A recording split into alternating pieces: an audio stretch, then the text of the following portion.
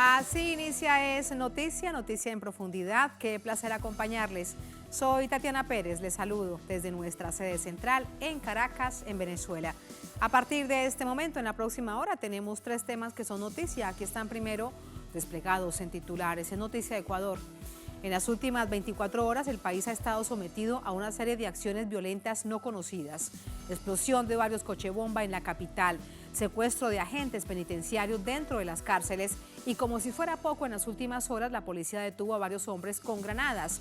La Revolución Ciudadana denuncia que el plan era atentar contra la candidata a la presidencia, Luisa González. Les contamos y lo analizamos. En Noticia Gabón, crecen las reacciones en contra del golpe de Estado en el país africano. La Junta Militar anunció que el general Brice Oligui Nguema, que derrocó a Ali Bongo, prestará juramento como presidente de transición el próximo lunes 4 de septiembre. Lo hará ante el Tribunal Constitucional. ¿Cuáles son las similitudes con el reciente golpe de Estado en Nigeria? ¿Qué pasa en estos países? Vamos a analizarlo con mapa y con un experto. En Noticia Brasil, la lucha del pueblo indígena llega al Tribunal Supremo Federal, que este jueves votó sobre el llamado marco temporal sobre el que el poderoso bloque ruralista del Congreso pretende ganar. Les contamos lo último, cómo terminó la jornada. En Noticia, que así comienza. Bienvenidos, bienvenidas.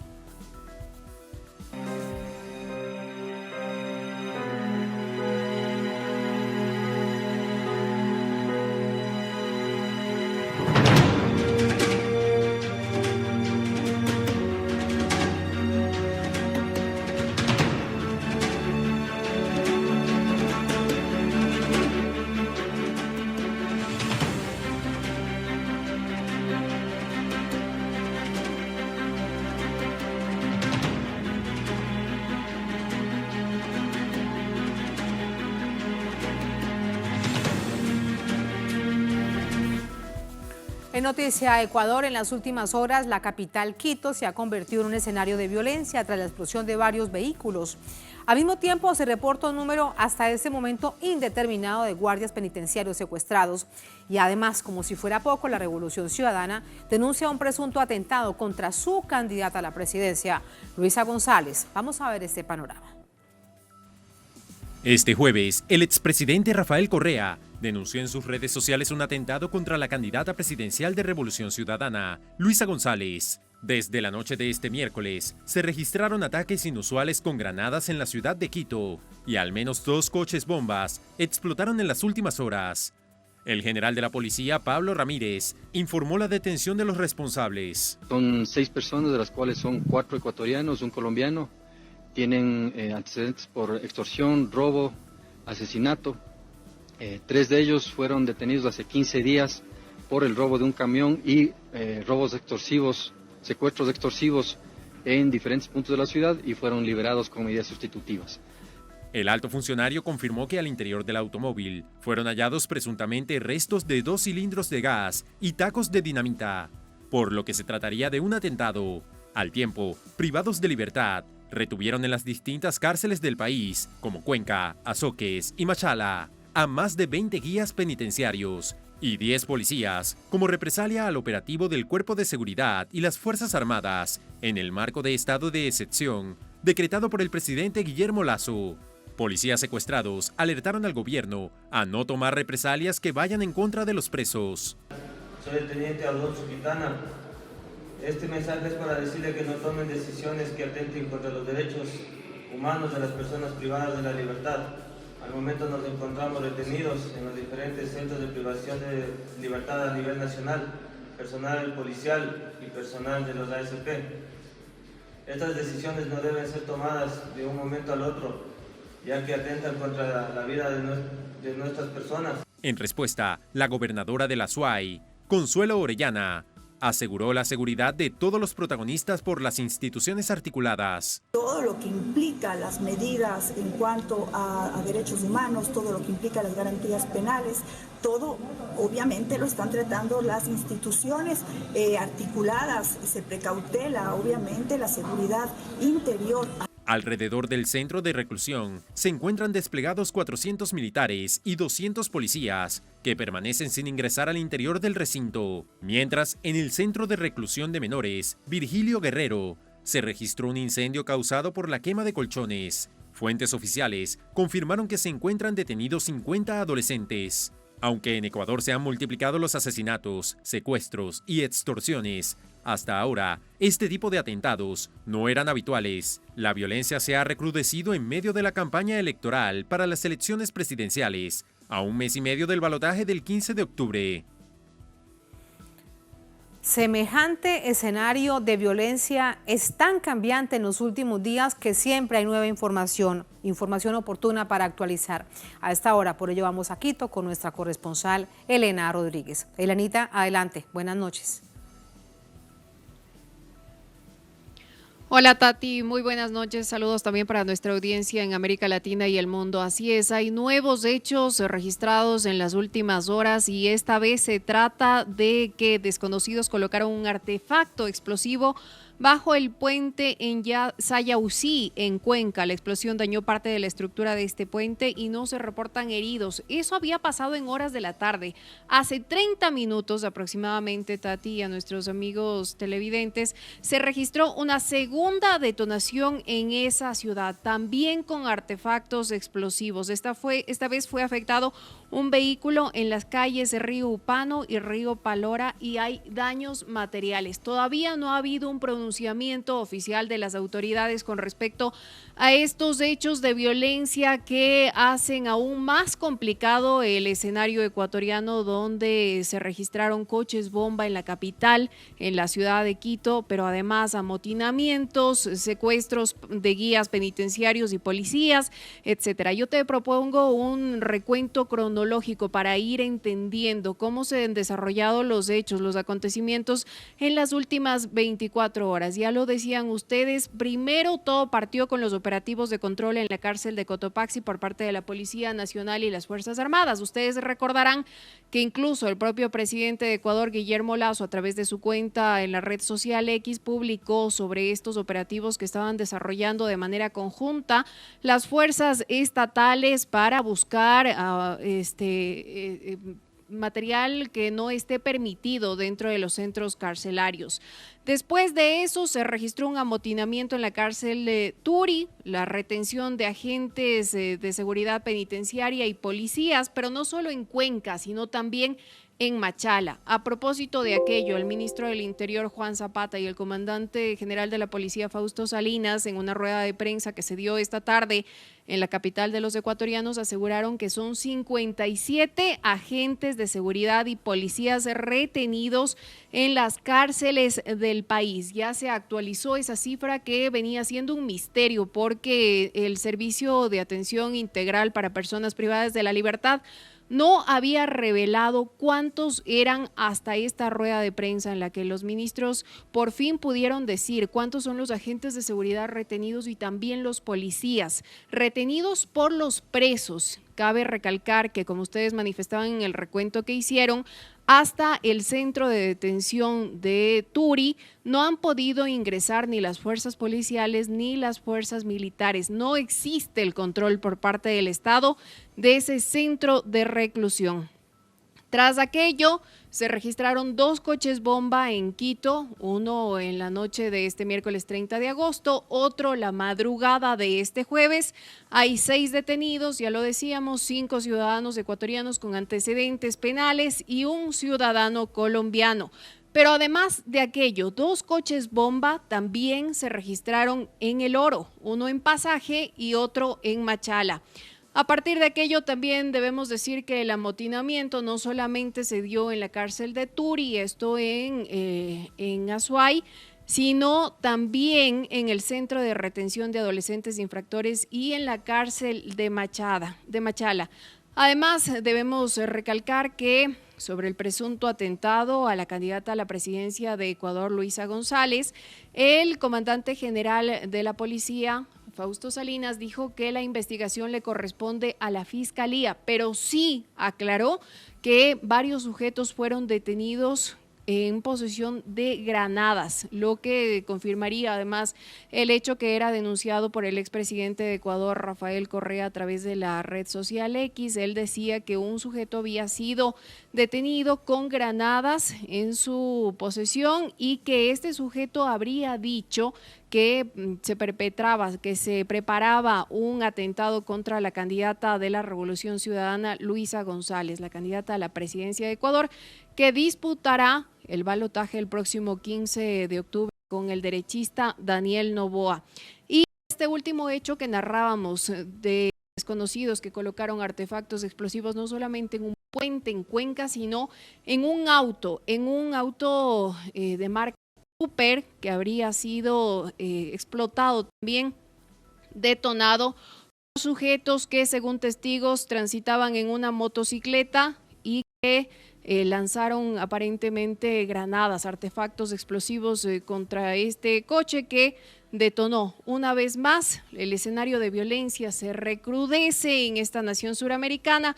Ha habido reacciones también por parte del primer mandatario ecuatoriano, Guillermo Lasso. Describía: las medidas que hemos tomado, en especial en el sistema penitenciario, han generado reacciones violentas de las organizaciones criminales que pretenden amedrentar al Estado, pero estamos firmes y no vamos a retroceder, con el objetivo de capturar a peligrosos delincuentes, desarticular bandas delictivas y pacificar las cárceles del país. En la lucha contra el crimen organizado necesitamos el trabajo de todo el Estado, pero hago énfasis en el sistema de justicia. Les pido a los jueces que actúen con celeridad y mucha rigurosidad. Es un mensaje que llama la atención, sobre todo de la población ecuatoriana, que en este momento se encuentra en zozobra, con poca esperanza de que el clima de violencia se cese y haya paz en este territorio ecuatoriano.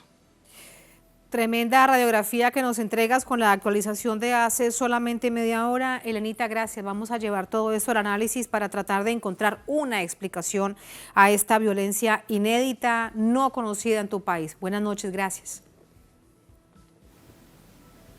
Buenas noches también. Vamos a entrar para ello con el análisis. Nos acompaña Carla Álvarez, es especialista en seguridad, también con nosotros desde Quito. Carla, bienvenida, buenas noches, ¿cómo estás? Hola Tatiana, buenas noches. Muchas gracias. Primero quiero preguntarte cuál es tu interpretación acerca del mensaje que envía el presidente Guillermo Lasso. ¿Qué hay en ese texto que envía a la opinión pública tratando de calmar los ánimos en medio de una situación tan compleja? Bueno, es un mensaje que definitivamente lo que hace es buscar transmitirnos a través de la palabra una cierta seguridad. Sin embargo, no lo logra porque su gobierno ha estado plagado de declaraciones, de estados de excepción, de retóricas que no han venido acompañadas de la toma de acciones suficientes para que podamos recobrar la tranquilidad. De hecho, es su gobierno el que ha visto el mayor incremento de la violencia en toda la historia del país. Hemos visto las peores masacres carcelarias, el crecimiento y el recrudecimiento de muchísimos delitos como el secuestro, la extorsión, el feminicidio, entre otros. Entonces, el país está atravesando el momento más duro de su historia de la mano de este gobernante que no ha hecho nada más que indignarse, enviar condolencias, ofrecernos qué es lo que va a hacer a futuro sin tomar medidas concretas para detener esta situación y para revertirla. El momento más difícil de la historia del Ecuador, ¿así lo perciben ustedes? En este caso, usted, Carla, como experta y analista en seguridad y como ciudadana ecuatoriana. Definitivamente es el momento más duro de la historia del Ecuador. Pensemos que nosotros el 2022 habíamos cerrado los 12 meses con la cifra más alta de violencia nunca antes registrada, que eran aproximadamente 4.500 muertos. Y este año, en los 6 primeros meses, hemos cumplido el 70%, un poco más del 70% de esa cifra. Es decir, llevamos hasta el 2 de julio como 3.500 asesinatos.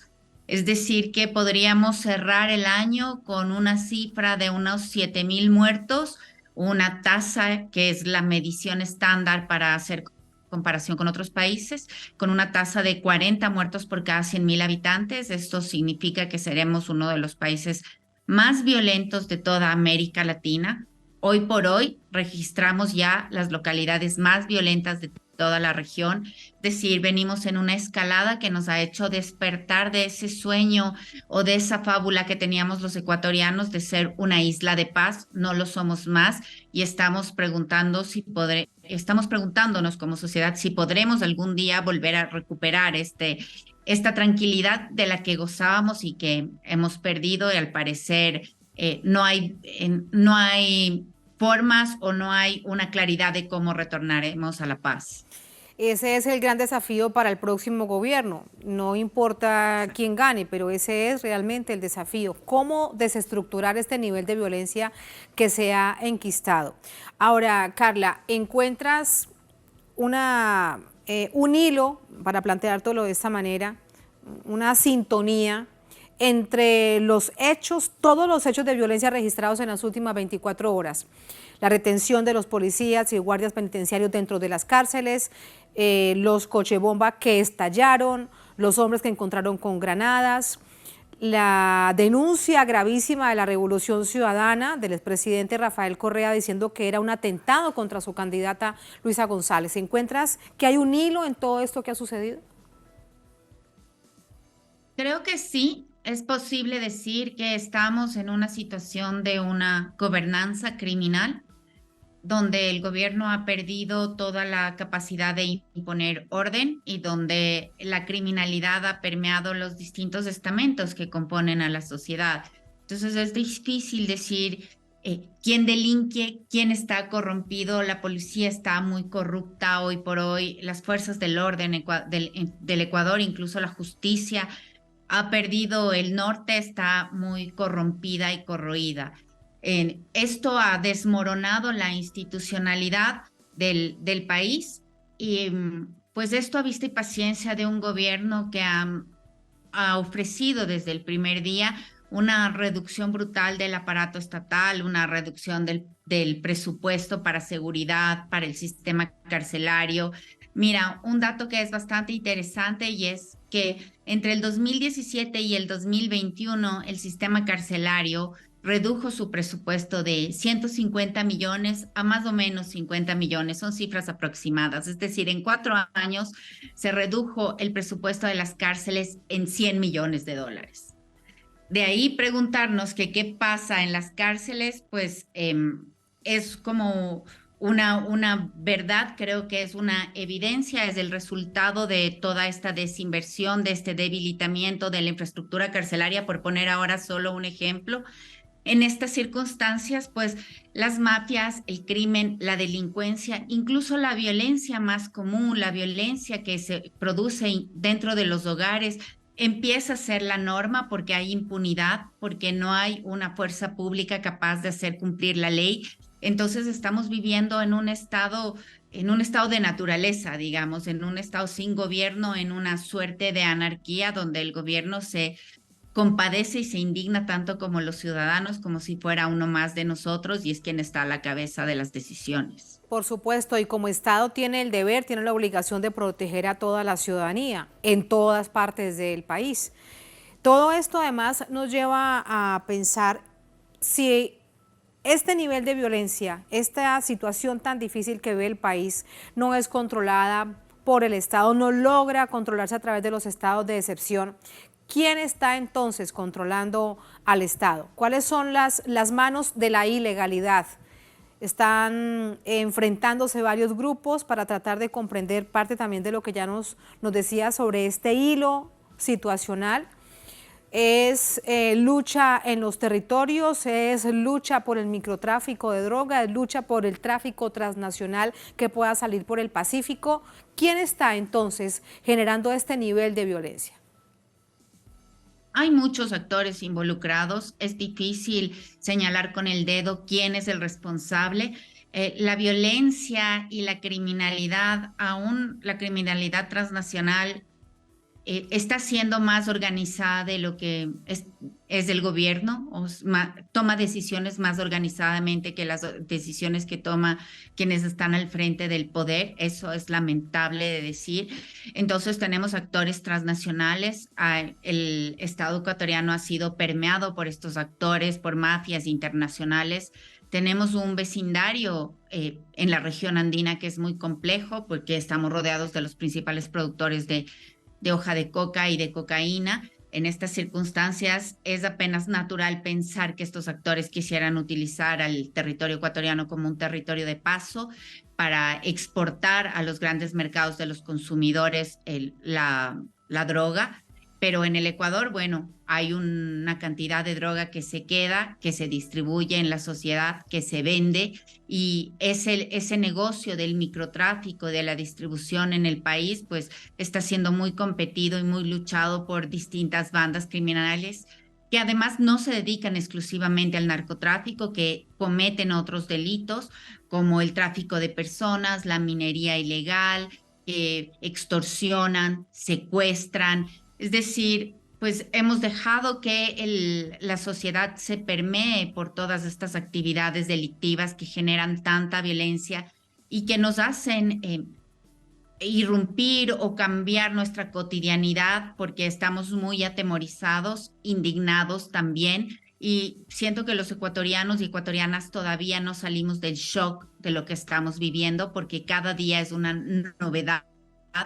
Cada día hay nuevas formas inéditas de violencia, pero además que escalan y que se perfeccionan, ¿no? No tenemos solo las muertes violentas cometidas con armas blancas o armas de fuego, ahora tenemos bombas, coches bomba que se establecen de manera simultánea en varias ciudades. La criminalidad, los grupos organizados protestan contra las acciones que el gobierno está tomando y que toma y adopta a su salida, que no toma cuando entra a gobernar, sino que lo está haciendo cuando se va de retirada. Esto quiere decir que va a dejar al país o va a dejar una situación de extrema complejidad al siguiente gobernante o a la gobernante, y esto implicará un desafío enorme para el inicio y para el arranque del gobierno, sumado a las alertas que tenemos por un fenómeno del Niño que será más crudo que nunca, que dejará muchísimos damnificados, que requerirá mucho gasto y mucha atención. Entonces, el país está pasando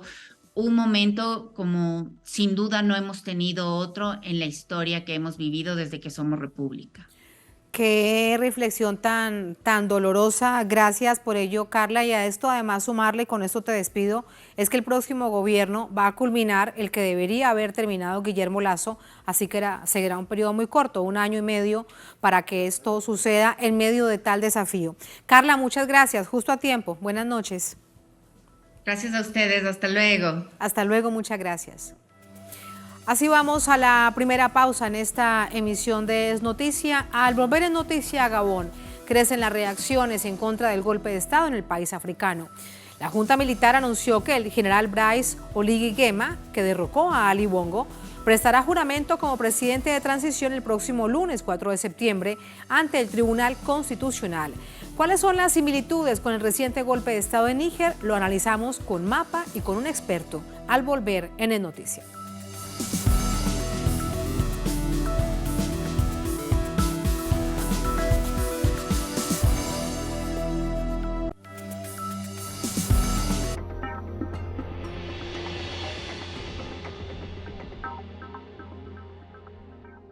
Desde Uruguay hasta Nicaragua. Telesur conecta fronteras. Telesur siempre da más.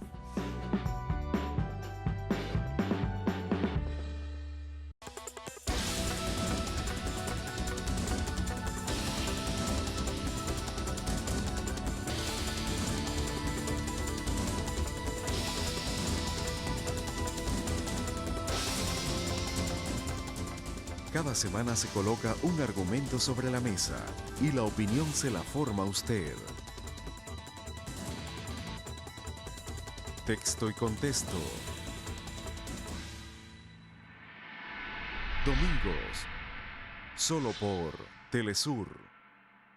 Ajustamos franja informativa para seguir llevando a tus pantallas las noticias más importantes del acontecer nacional y las que van más allá de nuestras fronteras. Un agudo análisis político latinoamericano en clave mediática. Una completa bitácora del acontecer financiero mundial, impacto económico. La revista informativa más completa de Latinoamérica y el mundo. Agenda abierta, de lunes a viernes, solo por Telesur. Desde Honduras hasta Turquía, Telesur conecta fronteras. Telesur siempre da más.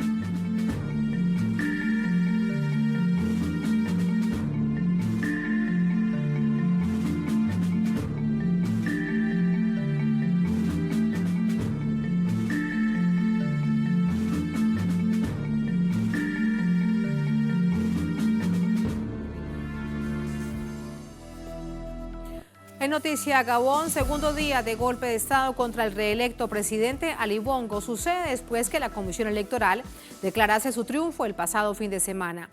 Revisamos reacciones internacionales. China mostró su preocupación, mientras que la ONU ha condenado los hechos. Vamos a verlo. La Fuerza Armada asumió el control del país. Así lo anunció un grupo militar este miércoles, quienes a través de un golpe de Estado anularon los resultados de las elecciones presidenciales que tuvieron lugar el pasado sábado, en el que el presidente Ali Bongo resultó electo con 64% de los votos, resultado que consideraron fraudulento. Tras una reunión celebrada hoy a la que han asistido todos los comandantes en jefe y jefes de Estado Mayor, el general Oligui Nguema Brice ha sido nombrado por unanimidad presidente del Comité para la Transición y el Restablecimiento de las Instituciones y presidente de la transición. Decretaron un gobierno provisional, mientras la Unión Africana exige que se organicen unas nuevas elecciones para restaurar el orden constitucional. Tras días de cortes de internet y toques de queda, los militares disolvieron las instituciones del Estado y cerraron las fronteras del país, entre ellas Guinea Ecuatorial, Camerún y Congo. Ali Bongo asumiría su tercer mandato tras 14 años en la presidencia, cuyo apellido se había mantenido en el poder por 56 años. Ahora retenido en su domicilio, el presidente derrocado hizo un llamado a la comunidad internacional, pues sus hijos y su equipo de gobierno fueron detenidos por alta traición. Soy Ali Bongo Ondimba, presidente de Gabón, y voy a enviar un mensaje a todos los amigos que tenemos en todo el mundo para decirle que hagan ruido, porque la gente de aquí me ha arrestado a mí y a mi familia. Mi hijo está en algún sitio, mi mujer en otro, y yo en la residencia. Ahora mismo no sé qué está pasando, así que hago un llamado para hacer ruido de verdad. Ante los hechos, el portavoz del Ministerio de Asuntos Exteriores chino mostró su preocupación. China sigue de cerca los últimos acontecimientos en Gabón. Hacemos un llamamiento a todas las partes en Gabón para que procedan desde los intereses básicos del país y del pueblo. Resuelvan las diferencias a través del diálogo y restablezcan el orden normal lo antes posible. Y garanticen la seguridad personal del presidente Bongo, con el fin de mantener la paz y la estabilidad nacional.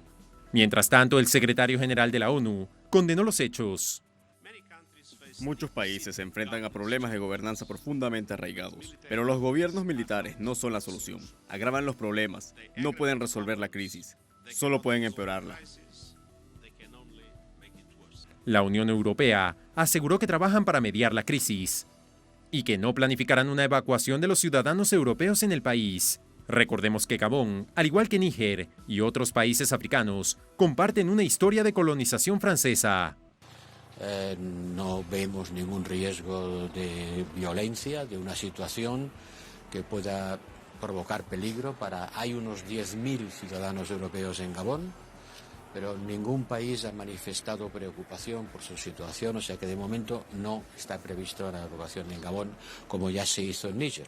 Este atentado se suma a una ola que se ha profundizado en los países africanos, en sus intentos de cortar lazos y dependencias de sus antiguos colonizadores, quienes poco o nada hacían por la población y explotan sus recursos naturales. Mientras tanto, detractores de Ali Bongo celebran el golpe en su contra, pues denuncian que pese a su independización de Francia, el presidente depuesto mantenía relaciones con el gobierno francés. Como decíamos antes de la pausa, con mapa y con un experto vamos a analizar lo que significa este golpe de Estado en Níger y lo unimos además también con mapa y con un experto con lo que ha sucedido en estas dos naciones. Nos acompaña para ello Reinaldo Bolívar, doctor honoris causa en la Universidad Lumumbashi de la República Democrática del Congo, director del Centro de Saberes Africanos, Americanos y Caribeños de Venezuela, ex vicecanciller para África. Reinaldo, qué gusto que nos acompañes esta noche. Muy buenas noches. Muy buenas ¿Cómo noches. te va? Muchas gracias por la invitación, Tatiana. A ti muchísimas gracias. Primero lo que ha sucedido en Gabón. Lo tenemos acá porque es muy importante entender no solamente lo que ha pasado aquí en este país africano, sino las naciones que lo rodean. ¿Cómo entender este golpe de Estado que se ha dado? Sí, en primer lugar estamos aquí en el África Central. Importante porque hay unas organizaciones que operan allí, como es la Comisión Económica del África Central, también la Comisión Monetaria de la África Central y la Conferencia de los Grandes Lagos, que seguramente en estos momentos están activadas sobre lo que está sucediendo en Gabón. Gabón ya había habido un intento en el año 2017 de golpe de Estado, incluso cuando el presidente enfermó, este presidente tuvo un ACV, fue a verse a Marruecos por varios tiempos, se pensaba que iba a renunciar y sin embargo fue nuevamente a las elecciones. Es una situación de un país que a pesar de que tiene una cierta estabilidad económica, Gabón es un país petrolero, un país minero, un país maderero, es un país donde hay una importante población sin acceso a recursos, una población pobre, y yo pienso también que hay un cansancio de ciertos sectores o de ciertas generaciones, Tatiana, porque el presidente que ahora deponen en Gabón es hijo del histórico Bongo, quien estuvo aproximadamente unos 40 años. Esta familia Bongo ha estado unos 50 y algo de años en el poder. Entonces, hay unas generaciones que yo ubico entre los 30, los 60 años, que dicen, bueno, ya es hora también que nosotros accedamos al poder, porque es hora de una mayor comprensión para lo que nosotros solicitamos. Los mayores, por supuesto, son bienvenidos, pero hay que darle paso a las nuevas generaciones. Y eso se está produciendo en Gabón y se está produciendo y se ha producido ya en otras repúblicas de África. Por ejemplo, en Níger, de lo que ya te voy a preguntar. En Gabón hemos visto, lo revisábamos antes de conversar contigo, Reinaldo, en la nota que nos precedía, cómo hay gente en la calle celebrando un golpe de Estado que evidentemente es preocupante, que es condenado, que es rechazado por esta llamada comunidad internacional.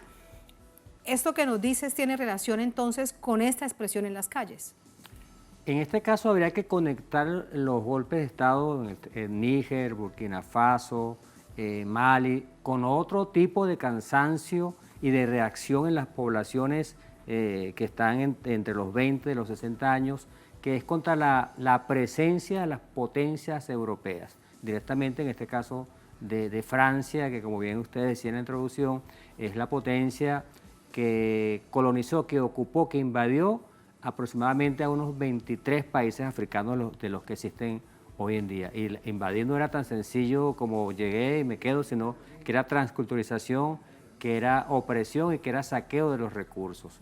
Entonces, Francia, por ejemplo, Tatiana, tiene aproximadamente 3.000 transnacionales operando en toda en toda África. Y nosotros sabemos, en los casos de los países franceses, que eso no ha traído mayor transferencia tecnológica, no ha traído mayor transferencia de recursos como tal, sino que son recursos que salen al continente y ningún europeo. tipo de bienestar, Reinaldo, eso se va directamente para Francia. Mira, por ejemplo, lo que sucede en Níger con el tema del uranio, que para Francia es muy importante, y aquí en Gabón el tema del manganeso, es una potencia mundial el manganeso, pero esto no es un reflejo del desarrollo social, no lo es, como el caso de la reivindicación de carencias sociales. Pasa en el caso de Guinea-Conakry, que hubo también un golpe de Estado, y Guinea es uno de los principales productores de bauxita del mundo. Pasa con el oro en Mali. Yo recuerdo una oportunidad, una reunión del presidente Chávez con el presidente Aminou Touré de Mali, donde el presidente Chávez le decía, bueno, ustedes podrían hacer una suerte de Petrocaribe con Venezuela, nos pagan con oro el petróleo que nosotros le vendamos. Y el presidente de Mali le dijo, lo que pasa es que nosotros tenemos concesiones a 100 años y solamente recibimos el 5% de regalías. Wow. Solo el 5% de sus recursos naturales. De sus recursos, del oro en este del caso como tal. Y eso pasa con muchos países africanos. Por eso cuando se lanza la Cumbre América del Sur África, una de las cosas que pedían los países africanos era que Venezuela, Brasil, los países de Sudamérica pudieran asesorarlos en cuanto al marco jurídico de la posesión de los recursos naturales. Para cortar cadenas con Francia. Fíjate que aquí hay algo además de lo que quiero preguntarte. Me acerco un poquitico a la pantalla. Camerún ha dicho en las últimas horas y han tomado una decisión desde el punto de vista militar, no política, sino militar. Han llamado a calificar servicios a sus máximos representantes del ejército, han hecho un gran cambio en este sentido. ¿Qué es lo que eso significa? ¿Cómo lo debemos entender? Bueno, los golpes militares, las rebeliones militares lo están produciendo justamente los altos mandos. Y en estos países que tú estás señalando, que están allí en pantalla, Congo, Gabón, Guinea Ecuatorial, Camerún, con todo el respeto por ello, debe haber estas grandes preocupaciones porque Congo tiene un presidente con más de 30 años en el ejercicio, igualmente Guinea Ecuatorial, igualmente Camerún. Es decir, ahí está, debe estar operando esa preocupación de, bueno, tenemos tantos años en el ejercicio del poder, debe haber gente que está descontenta con nosotros, debe haber gente que quiere cambios generacionales y claro. eso es normal en las sociedades. Y que se atiendan, lo vemos en tantas partes del mundo, bueno, los problemas diarios, ¿no? Los problemas de la cotidianidad que son enormes, además cuando hablamos de África. Hay algunos analistas que han dicho hoy que detrás de este golpe de Estado en Gabón estaba Estados Unidos y entonces que es una pugna de Occidente contra Occidente. ¿Qué crees? Yo pienso que si analizamos la balanza comercial de Gabón, vamos a encontrarnos con que su mayor comercio no es con Estados Unidos, ni siquiera con Francia, es con China y con la India. Francia entra como importador, pero no como recibidor de los productos como tal. Estados Unidos, antes bien, ha tenido una retirada prudencial de África, se ha retirado de los temas de terrorismo, ha retirado su gran presencia y ha sido hasta un poco ambiguo con el caso de Níger. Fíjate que Estados Unidos, que tiene reglamentada la frase golpe de Estado, ha evitado pronunciar que hay un golpe de Estado en Níger porque significaría retirarse. Es decir, no quiere retirarse, quiere seguir su cooperación. Y por otra parte, si bien Gabón tenía unas relaciones muy importantes con China, o tiene con China y con India, este gobernante y su antecesor, que era su padre, tenía unas relaciones bastante neutrales con todas estas potencias. Así que, según tu perspectiva, no es tan evidente, por lo menos por ahora, que esté la mano oscura del gobierno norteamericano. No es tan evidente. No, por lo menos en este momento. No es tan evidente, lo cual nunca... Claro, sabes que nunca. Las embajadas norteamericanas tienen una función siempre de dar golpe de Estado. Esa es parte de lo que saben hacer bastante bien, además. Sí. Y Francia tiene muchas embajadas. Francia tiene 40 embajadas en toda África. Bueno, pues en casi todos los países. En casi todos los países, aunque Gran Bretaña, que poco se ha hablado de ello, tiene 50 embajadas, está presente en casi toda África. Digo esto porque además Francia tiene una importante presencia militar en los países que fueron sus ocupaciones, como maldichas colonias como tal. entre ellas tiene presencia militar en Gabón. Entonces, más arriba de Camerún, en el occidente, está Costa de Marfil, donde Francia orquestó y dio un golpe de Estado para sacar al presidente Gbagbo en el 2012. Es decir, Francia tiene un gran poder, gracias, por cierto, a las Naciones Unidas y sus fuerzas de paz, muchas de las cuales estas fuerzas de paz son soldados franceses.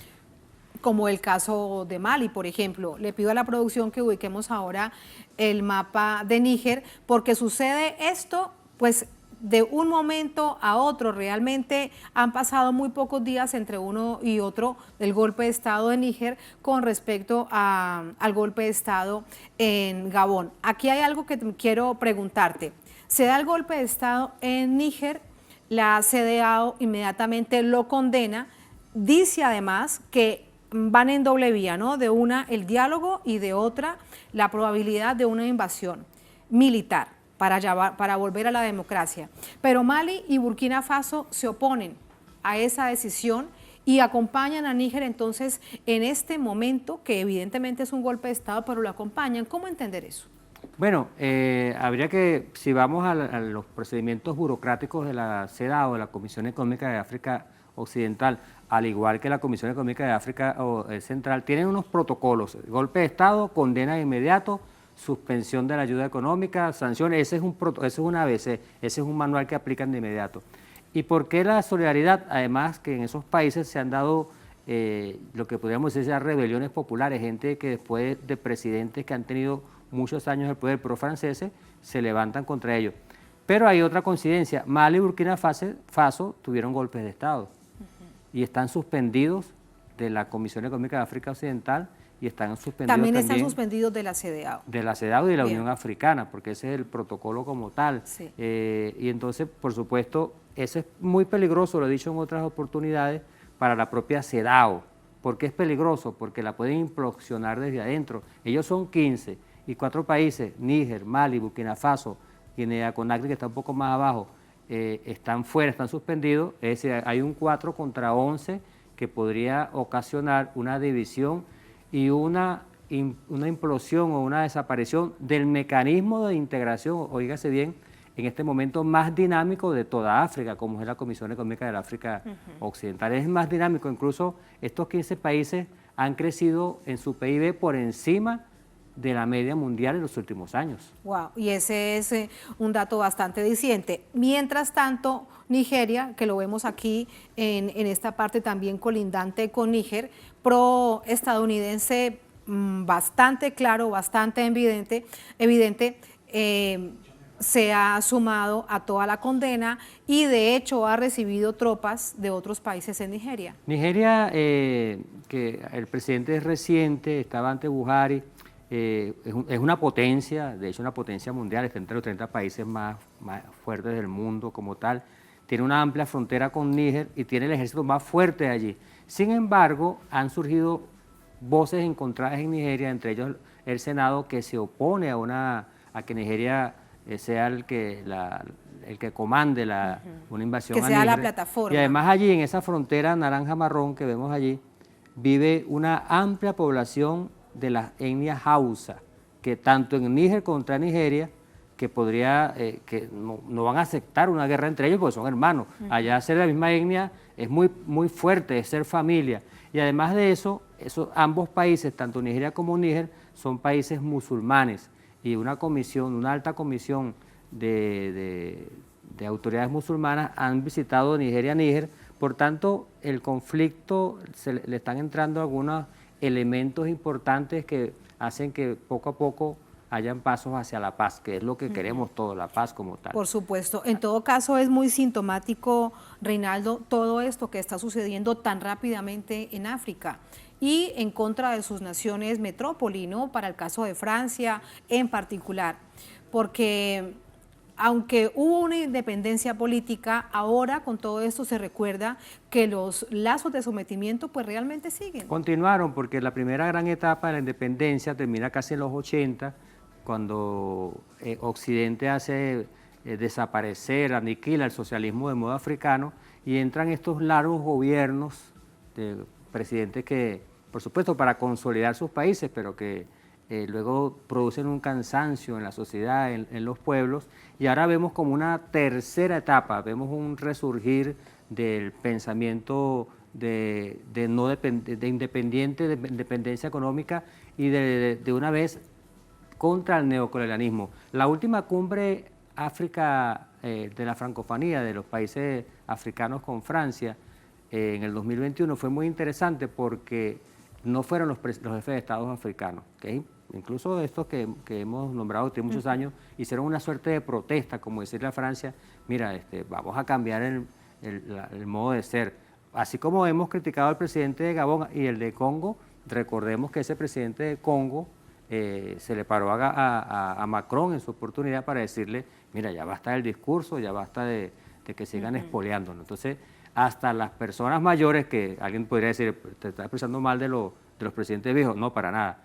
Hasta ellos saben que es hora de ir contra el neocolonialismo y de verdad ir hacia caminos de independencia. Y África lo está haciendo con la Agenda 2063, con la zona de libre comercio de toda África, con estos mecanismos de integración. Y la mayor vinculación con esa reflexión, quiero despedirte, Reinaldo, y con la mayor vinculación con Rusia. Recordemos que hace poco hubo una cumbre Unión Africana-Rusia en Moscú. La segunda cumbre y además su foro con China.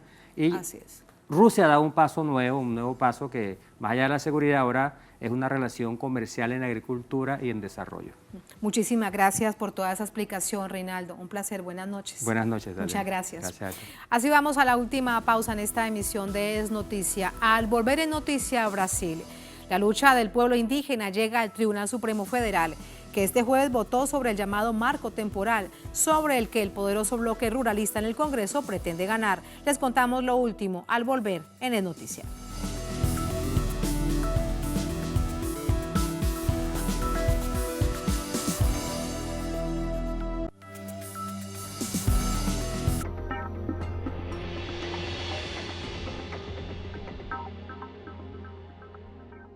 Ajustamos franja informativa para seguir llevando a tus pantallas las noticias más importantes del acontecer nacional y las que van más allá de nuestras fronteras. Un agudo análisis político latinoamericano en clave mediática.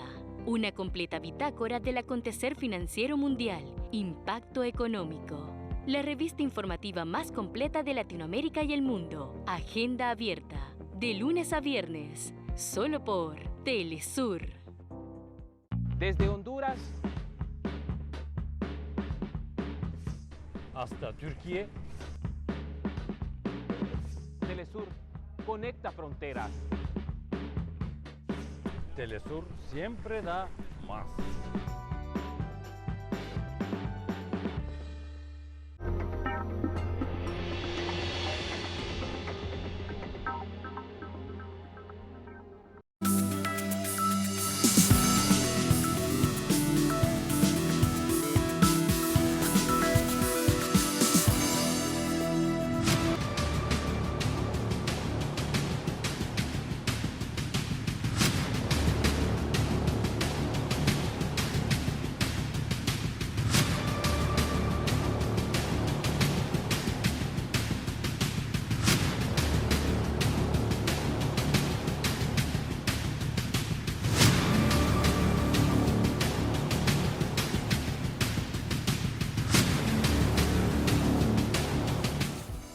En Noticia Brasil, el llamado juicio del siglo para la comunidad indígena sigue en suspenso.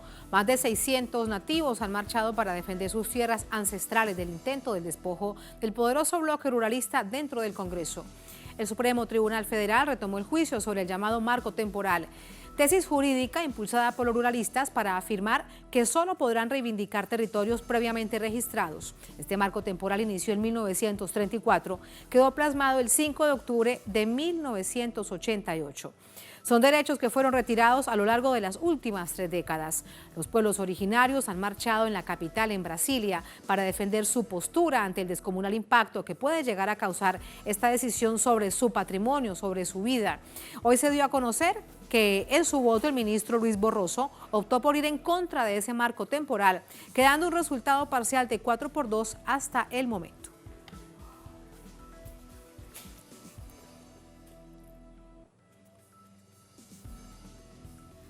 ¿Cómo finalizó esta jornada? Le preguntamos a nuestro corresponsal desde Río de Janeiro, André Vieira. André, adelante. ¿Qué tal, Tatiana? Saludos para ti, también para la audiencia aquí de Es Noticia. El día de hoy, la Suprema Corte de Brasil continuó con la votación del llamado marco temporal. Es una tesis jurídica defendida por los bolsonaristas, por los ruralistas, que afirma que solo podrán reivindicar la demarcación de sus tierras los indígenas que estaban en esos territorios el 5 de octubre de 1988, fecha de la Constitución, de la promulgación de la última Constitución aquí de Brasil. El día de hoy votaron 3 jueces. Primero fue André Mendonça, indicado por Jair Bolsonaro a la Suprema Corte, quien votó a favor de esta tesis que es defendida por los bolsonaristas, por los ruralistas, y luego vino el voto de Cristiano Zanin, indicado de Lula da Silva a la Suprema Corte, que rechazó la tesis del marco temporal, y también fue rechazada esta tesis por el voto del ministro Luis Roberto Barroso el día de hoy. Hasta este momento está 4-2 para rechazar esta tesis ruralista. El juicio fue suspendido, el día de hoy será retomado la próxima semana. Es muy importante lo que se está debatiendo ahí en la Corte Suprema, eso porque según este marco temporal, esta interpretación de la Constitución aquí de Brasil, los indígenas podrían haber ocupado por siglos sus territorios, pero si no estaban ahí el 5 de octubre de 1988, no tendrían derecho a demarcar sus tierras. Eso desconoce, como por ejemplo, el contexto de violencia del campo que ha desalojado a muchos indígenas, también desconoce el proceso, la dinámica que tienen los indígenas, que muchos son nómadas, o sea que están circulando por diferentes territorios, y también ignora que el propio Estado durante la dictadura militar desalojó a muchos indígenas para pasar con sus obras y también con sus intereses políticos aquí en este país. Así que el día de hoy se formó 4-2 para rechazar esta tesis ruralista, y si alcanza 6 votos formaría una mayoría, una vez que son 11 jueces en la Suprema Corte. Si llegan a 6 votos formaría una mayoría para rechazar esta tesis, que es tan criticada aquí no solamente por las organizaciones indígenas, pero también los protectores de la naturaleza, los defensores de los derechos humanos. Eso porque desconoce un derecho que es constitucional y que viene incluso desde el imperio, que reconoce a los indígenas como los dueños de sus territorios, los protectores de ese territorio. Así que fue suspendido este juicio, que retornará la próxima semana. Adelante, Tatiana. Gracias, Andrés. Se suspende entonces este juicio, se retoma la próxima semana. De lo que ha sucedido al final de esta jornada, las poblaciones originarias, comunidades indígenas siguen apostadas en Brasilia defendiendo su territorio ancestral, una lucha, como veíamos previamente, una reivindicación histórica. Bien, así ponemos punto final a esta emisión de Noticia. Un placer como siempre. Hasta mañana.